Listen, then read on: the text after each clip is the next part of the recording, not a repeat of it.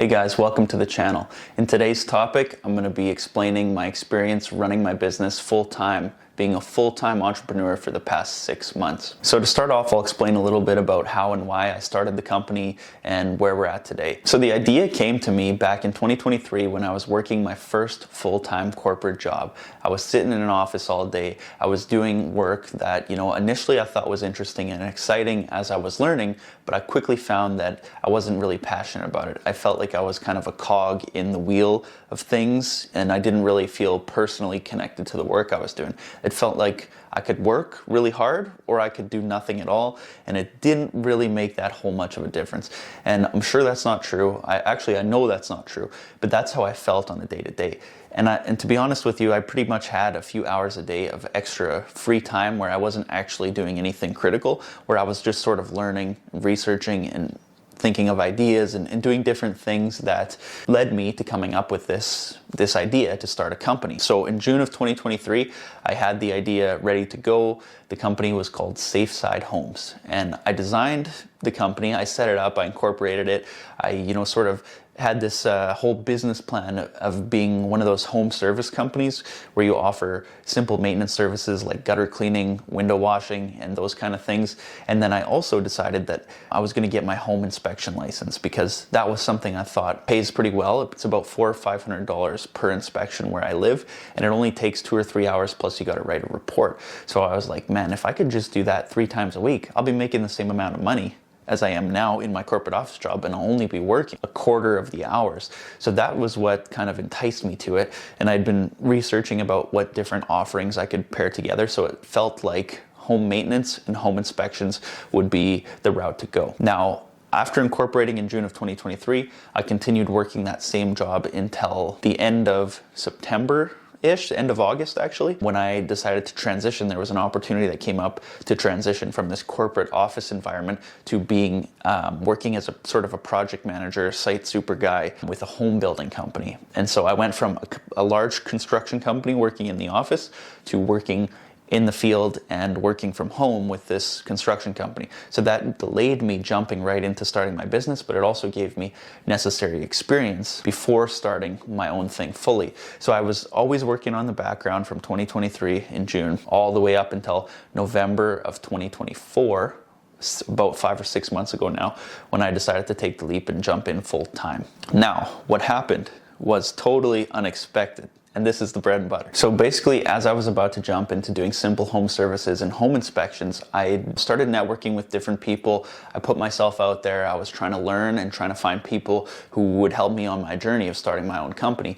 And I found different people to partner up with for different services. Now, it's not every day where you're going to run into someone that has a need that fits what you're providing, but the more you put yourself out there, the more connections you make, the more conversations you have with people, you may be able to find some people that have a like-minded that have the same or similar vision, that you can work together and share resources. And that's what happened to me. As I was putting myself out there with more and more business owners and learning different aspects of the field that I was in, I basically found people to partner up with, which allowed me to immediately expand all of my offerings to a much larger range than what I was planning to do on my own.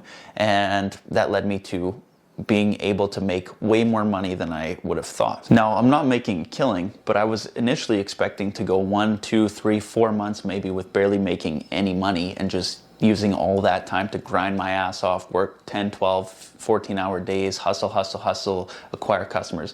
But what happened was I was able to get bigger projects that take longer amounts of time, and I was able to sign my first client immediately, right back in, basically from day one.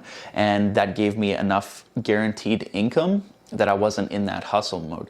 So the first 6 months have actually not been super hustle, busy, crazy grind like you hear about most entrepreneurs doing. I've been pretty balanced. I've been pretty stable. It's a lot of work. I've been doing what I need to do, but I'm trying not to rush into it. I'm trying to learn more about the sales process, about the business aspect of things, about networking, about building up clientele and getting referrals. So I'm trying to, basically in the first 6 months, what I've been doing is trying to deliver really good service to my customers and, pick up on different things as I go that allows me to kind of systematize my business. So I've been creating different documents that document what my business is all about. And it's something I couldn't really do before because I didn't know how it would look until operations actually started. And now that they've been going for 6 months, I have enough data to kind of establish these things. And eventually the long-term vision years down the line would be able to have other people replace me as I continue to grow and scale and expand. But of course, I'm still in the very early stages. So my experience is kind of very unique in that way, where it's not really that much of a hustle. It's kind of a slow, gradual build, little by little, trying to get new customers and trying to deliver good quality work. So I am very, very busy. I keep myself busy, at least 8 hours a day, every day. And then I still go to the gym, I cook food, I do whatever. But I've been able to find more of a balance than most entrepreneurs. And that's something that's been critical for my mental sanity because it's allowing me to focus on more of a higher end service that I offer versus doing simple home services where it relies on that volume. It's great, but it's also challenging because you get a lump sum payments when you're doing this type of contract. It's challenging in a sense because I want to go balls to the wall, pedal to the metal, but I have to offer such intricate, detailed work. Before I go any further, I should actually explain what I do now with SafeSide Homes. So instead of offering just maintenance and inspection services, I offer full home renovations, additions, new builds, and bigger scale projects like a full basement development or a kitchen renovation where we do the entire process. Like, it's not subcontracted out. So I'm not just acting simply as a project manager. Sometimes I'm on the tools doing some of the work. Sometimes I'm working with people that I've hired as employees, and sometimes I'm working with subcontractors, but that seems to be the rarity. So I'm very involved in these projects. I choose the material selection, I order the material, I work closely with designers and other people who are involved, and I work closely with my clients, constantly communicating with different aspects of team members and going to do visits and regular checks and stuff. So with these renovation projects, they're bigger, they're at scale, but they require a lot more input into them. And we don't really have it, and I say we, I mean, I don't really have my system created for what my company offers internally to the people that are working within my company. I don't have every single thing completely refined, and that's because, it takes time and effort, and the more you work with the same people, the more you refine the process. So that's kind of the phase I'm at right now. I'm not going balls to the wall intentionally, but I'm very excited to be at that point. Like it's almost, I'm getting close to the point where we have our process quite nailed down. Everything seems to be kind of getting better and better little by little, continuous improvement process. And then once I feel very confident that our system and our framework of how things work are refined, I want to go balls to the wall with the sales and the outreach and the marketing and building the business aspect. But I'm trying to temper myself because I don't want to run into a situation where I've overbooked myself and I can't deliver, or I make some mistakes. If I make a mistake, I want the client to be involved through that mistake and understand the whole process and have a good relationship with the person where that mistake is made, versus when I'm at volume and there's mistakes that are made and I can't deal with them effectively. So I'm leaving some reserves in the tank with the hope that as I get better and better at running this business, that I'll be able to scale quicker and quicker and quicker as time goes on. Now, do I like running a business or do I like working as an employee more? Now, like I said, my previous job, I was sort of working from home, working on construction sites. I had a bit of a balance, but I vastly prefer running my own business. There's nothing that beats the freedom of being able to do what you want, when you want, how you want. If there's something I don't want to do, I simply hire it out or delegate or, find a way to not do it, or just just don't do it. Don't do the work.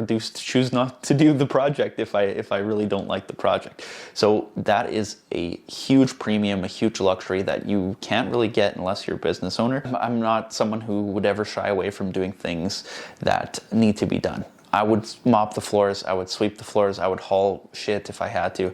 I'm not shying away from any work. I'm always doing what I need to do to keep my business running smoothly, but I do have that luxury now to refuse something if it's really not up my alley or up my wheelhouse. I can't be pushed or forced to do something. It's really is a choice. I'm not going to get fired if I don't do something. Now, on the day-to-day, I find myself working harder and working more frequently and challenging myself just simply because you're not going to grow, you're not going to make more money, and you're not going to support yourself if you don't do those things. Whereas before, there was always this safety net of, well, if something doesn't get done. So that's all I have for today. Thank you so much for watching. I hope that kind of made sense. If you guys are interested in more business and self-improvement related content, please subscribe to my channel and I will be posting more frequently.